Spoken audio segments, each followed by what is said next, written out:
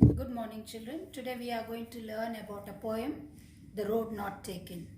This poem is written by Robert Frost, an American poet who is a nature lover. In the poem The Road Not Taken, the road symbolizes our life.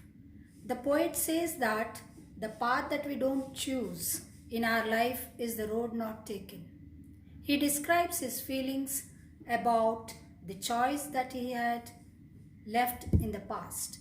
The path which we have chosen decides our future, our destination.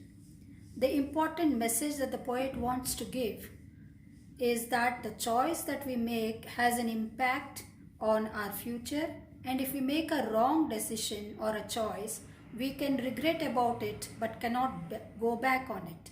So we must be wise while making choices. Now let us read what he has written in the first stanza. Once the poet was walking down a road, and then there was a diversion. There were two different paths, and he had to choose one out of them. The poet says that as he was one person, he could travel only on one road. He had to choose one out of these two roads. Yellow woods means a forest with leaves which are wearing out, and they have represented autumn. It represents a world which is full of people, where people have been living for many years. They represent people who are older than the poet. The poet keeps standing there and looked at the path very carefully. Was it suitable for him or not? He was able to see the path till from where it curved, after which it was covered with trees and was hidden. It happens in our life also when we have many different choices and we have to choose only one out of them. We take time to think about it, the advantages and the disadvantages of which path we have to take, whether it is suitable for us or not. And not only that, we take a decision on what path we should choose. So in this stanza, we have